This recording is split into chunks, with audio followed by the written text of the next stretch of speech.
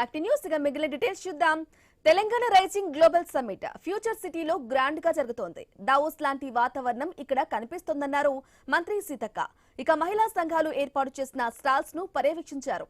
విద్య, వైద్యం, రవాణా రంగాల్లో మెరుగైన వసతులు కల్పిస్తున్నామని, రాష్ట్రాన్ని నెంబర్ 1 చేయటమే లక్ష్యమంటున్న సీతక్కతో మా ప్రతినిధి AY Swamy face to face. Telangana rising global సమ్మిట్లో వివిధ డిపార్ట్మెంట్లు ఏర్పాటు చేసినటువంటి స్టాల్స్ వద్ద మంత్రులంతా పర్యవేక్షిస్తారు. మనతో పాటు మంత్రి సీతక్క ఉన్నారు. సీతక్క నాటి తెలుసుకుందాం. అక్క, గ్లోబల్ సమ్మిట్ ఏ విధంగా కొనసాగుతుంది? ఈ స్టాల్ అని చూస్తున్నారు కదా, మీకు ఏ విధంగా ఫీల్ అవుతున్నారు? చాలా బాగుంది. ఇంతకుముందు మనము దావోస్ గురించి విన్నాము. చాలామంది చెప్పారు. నేను మొన్న నెదర్లాండ్, స్విట్జర్లాండ్ అటు వెళ్ళినప్పుడు దావోస్ ఇట్లా చేస్తారు అట్లా చేస్తారని. సో అదే ఇక్కడ కనబడుతుంది. మా సీఎం గారు కూడా, మన సీఎం గారు రేవంత్ రెడ్డి గారు ప్రతిసారి ఆయనకు ఒక కళ, ఈ ఒక మంచి ఫ్యూచర్ సిటీని హైదరాబాద్కి ఇవ్వాలి.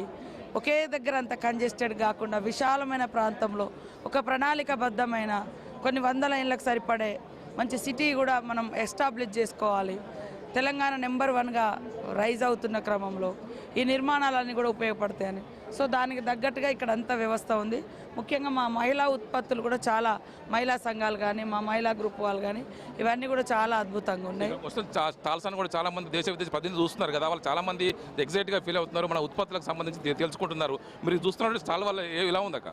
ఇక మా చీరలు మంచిగా, మా సిరిసిల్ల నేతన్నలు నేసిన మరి కార్మికులు నేసిన చీరలు, మొన్న ఇందిరమ్మ చీరలు మన మహిళలకు ఇస్తే అందరూ కూడా చాలా సంతోషంగా కట్టుకొని సంబరాలు చేస్తారు, రీల్స్ చేస్తారు. సో ఈ కలర్స్ కూడా ఈసారి రైజింగ్ తెలంగాణ నెంబర్ 1 రైజింగ్లో ఈ కలరే, ఈ థీమే రావడం మాకు చాలా సంతోషం. మేము ఈ థీమ్ను దాదాపు 6 నెలల క్రితం, సంవత్సరం క్రితం డిసైడ్ చేసినాం. పెద్ద పెద్ద రాజులు కట్టుకునే పెద్ద పీతాంబరం చీరలు చూస్తున్నాం. ఇది ఒక్కొక్కటి 50-60 ఉంటుంది. దీన్ని చూస్తే ఎలా అనిపిస్తుంది అక్క? నేను కూడా చూసినా కానీ నేను కొనలేనని ఇక్కడ పెట్టేసిన. ఈ చీర అయితే కొనుక్కోగలుగుతా, లేకుండా మన నేతన్నలు ఇంకా తయారు చేసినవి ఉన్నాయి, కొద్దిగా రేట్ తక్కువ. ఇవంతా రిచ్ వాళ్ళకి కొంచెం కడతారు. ఇక మాకు కూడా ఎవరైనా గిఫ్ట్ పెట్టినప్పుడు వాళ్ళ కోసం కూడా అప్పుడప్పుడు కట్టుకోవాల్సి వస్తుంది.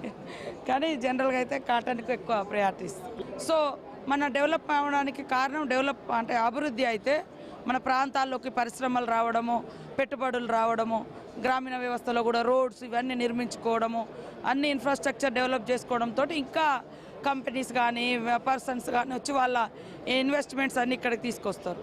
సేమ్ టైంలో మన యువతకు ఉద్యోగ ఉపాధి అవకాశాలు వస్తే వాళ్ళ జీవన ప్రమాణాలు కూడా డెవలప్ అవుతాయి. అట్లనే ఇంకా డెవలప్మెంట్కు దూరంగా ఉన్నటువంటి వాళ్ళు ఇలాంటి అంటే వ్యవస్థలోకి రావాలి, చదువు ఇవంతా కావాలి. సో అదంతా కూడా గవర్నమెంట్ ఎడ్యుకేషన్ బాగా బలోపేతం చేస్తున్నాం. గ్రామీణ ప్రైమరీ స్కూల్స్ నుంచి అంగన్వాడీ వ్యవస్థను కూడా అద్భుతంగా ఇంగ్లీషు తెలుగు వచ్చే విధంగా కూడా మేము టీచర్స్తో పెట్టి మరి చేస్తూ ఉన్నాం. ఎడ్యుకేషను, హెల్త్, ట్రాన్స్పోర్టేషన్ ఇవి మినిమంగా మన దగ్గర ఉంటే ఇన్వెస్టర్స్ను మనం చేయవచ్చు. హెల్త్ కూడా పర్ఫెక్ట్గా ఉంటే మనం ఎంత కష్టమైన పనిచేసి ఉత్పత్తి రంగాన్ని పెంచుకోవచ్చు. పల్లెలు కూడా మనకు ప్రగతికి పట్టుకోమలంటారు. మీ శాఖ ద్వారా ఏం చెప్తుంది? మా శాఖ ద్వారా అదే ఒక తప్పుడు ఆలోచన ఎట్లుంటుందంటే, గ్రామీణ ప్రాంతాల్లో పోతే రోడ్డు వ్యవస్థ ఉండదు, మనం అక్కడ దాకా వెళ్ళడం ఎందుకు, ఇక్కడే హైదరాబాదు లేదా డిస్ట్రిక్ట్ హెడ్ క్వార్టర్లు అక్కడే చూసుకుంటూ ఉంటారు. కానీ గ్రామీణ ప్రాంతం అనేది మన కన్న తల్లి. మన పల్లెలే పట్టుగొమ్మలు ఈ దేశానికని గాంధీ గారు మరి ఇట్లా చెప్పడం జరిగింది. సో పల్లెలలో పచ్చదనం ఉంటుంది, పర్యావరణం ఉంటుంది, అద్భుతంగా ప్రజల యొక్క ప్రేమలు కూడా ఉంటాయి.